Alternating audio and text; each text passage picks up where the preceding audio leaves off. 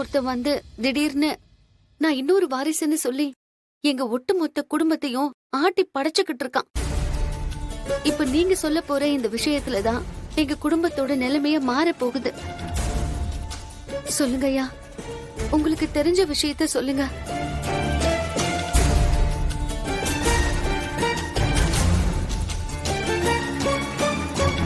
தப்பா எடுத்துக்காதீங்கம்மா, என்னால அந்த ரகசியத்தை சொல்ல முடியாது.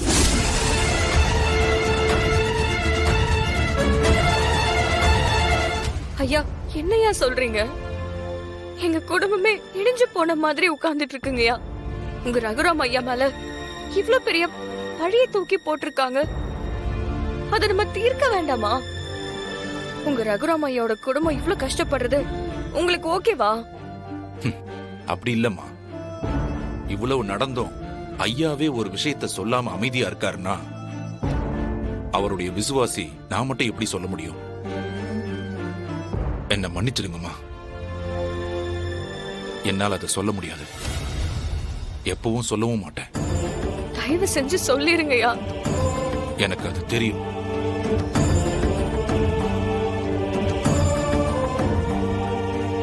ஆனா அதை நான் சொல்ல மாட்டேம்மா. எதுவா இருந்தாலும் நீங்க போய் ரகுராமையா கிட்டே கேளுங்க. அப்படியே நீங்க கேட்டாலும் அவரும் அதை சொல்ல மாட்டாரு.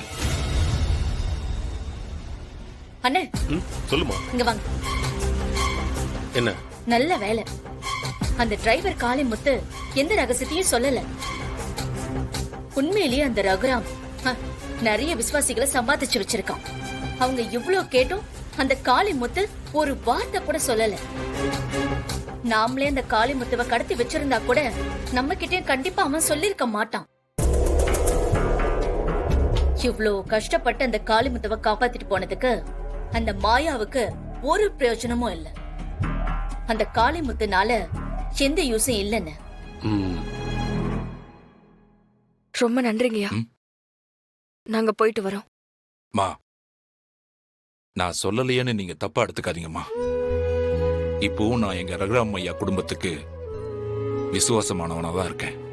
நல்லா வாழ்ந்த குடும்பம் எப்பவுமே கெட்டு போனதா சரித்திரமே இல்ல. அந்த குடும்பத்துக்கு சில கஷ்டங்கள் வரத்தான் செய்யும்.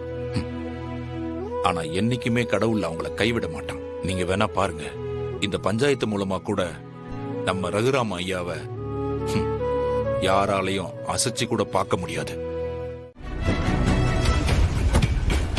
சீனு, சீனு, சீனு, சீனு, ப்ளீஸ் சீனு, சாரிடா. என்னால இந்த விஷயத்துல ஒரு நிலையான முடிவெடுக்க முடியல. தயவு செஞ்சு புரிஞ்சுக்கோ. இனிமே புரிஞ்சுக்க என்ன இருக்கு? என்ன இருக்கு? நீ என்ன மட்டும்தான் இப்ப வரைக்கும் சந்தேகப்பட்டு இருக்க. என்னாலதான் நீ ஒவ்வொரு விஷயத்திலும் தோக்குற மாதிரி நினைச்சிட்டு இருக்க மாயா. நான் இருந்தா தானே உனக்கு பிரச்சனை. இனிமே நான் உன் கூட இல்ல மாயா. நீ நல்லபடியா இந்த பஞ்சாயத்தை ஜெயிச்சிட்டு வா. இல்ல சீனு, நான் சொல்றது மாயா. நான் உன் கூட இருக்கிறது எப்பவுமே உனக்கு பலவீனம் தான். இனி நீ எந்த பிளானும் என்கிட்ட சொல்லாத. நான் வீட்டுக்கு போறேன், நீ வரியா?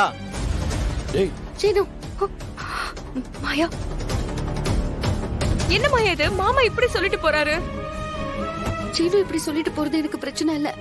ஆனா நம்மள சுத்தி ஏதோ ஒரு பிரச்சனை நடக்குது. அது என்னன்னு முதல்ல கண்டுபிடிக்கணும்.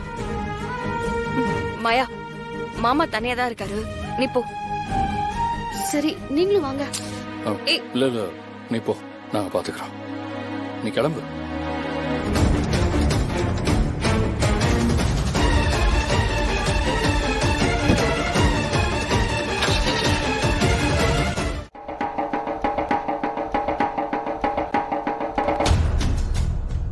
இடி விழுந்து கோயில் கோபுரத்துல விழுந்த விரிசல சரி பண்றதுக்காக நடந்துட்டு இருந்த திருப்பணிகள் இன்னும் 2 நாள்ல முடிஞ்சிடும். 3வது நாள் கும்பாபிஷேக விழா இருக்கு. அந்த விழாவில் ஊர் பொதுமக்கள் அனைவரும் கலந்துக்கணும்னு கேட்டுக்கிறோம். அது மட்டும் இல்லாம கும்பாபிஷேகம் முடிஞ்ச அன்னைக்கு ரகுராம் ஐயாவோட வழக்கு பஞ்சாயத்துக்கு வருது. ஊர் பொதுமக்கள் எல்லாரும் இந்த பஞ்சாயத்துல கலந்துக்கணும்னு கேட்டுக்கிறோம்.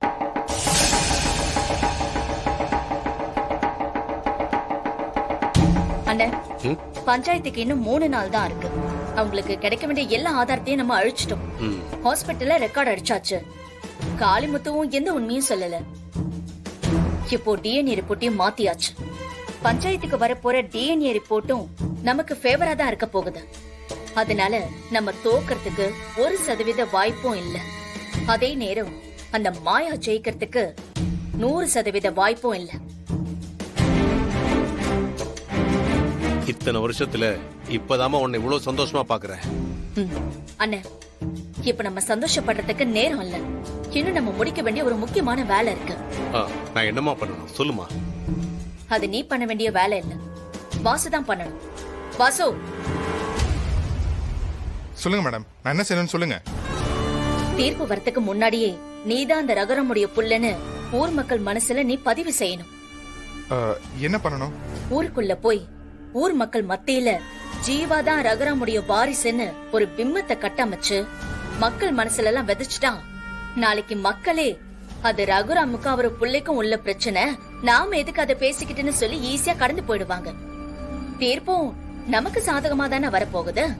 அப்போ உனக்கும் அந்த குடும்பத்துல உரிமை இருக்கு, சொத்துல பங்கு இருக்குன்னு ஊர் மக்களே பேச ஆரம்பிச்சிருவாங்க. அப்பதான் ரகுராமுக்கும் மாயாவுக்கும் ரொம்ப பெரிய குடைச்சலா இருக்கும். அவ்வளவுதானே மேடம், நீங்க சொன்ன மாதிரி நான் பண்ணிடுறேன். இந்த 3 நாள்ல மாயா நம்மள எப்படி ஜெயிக்கணும்னு நினைக்கிறத விட நம்ம குடுக்கிற டார்ச்சர்ல இருந்து அந்த குடும்பத்தை அவ எப்படி காப்பாத்தணுங்கிறத பத்தி மட்டும்தான் 24 மணி நேரமே யோசிக்கணும். அப்படி பண்ணாதான் அவளால எந்த ஒரு புது முயற்சியிலையும் அடி எடுத்து வைக்க முடியாது. கடைசியா இந்த விஷயத்துல இருந்து ரகுராம அவளால காப்பாத்தவே முடியாது. மேடம், நீங்க சொல்லிட்டீங்கல்ல, என்ன பண்றேன்னு மட்டும் பாருங்க.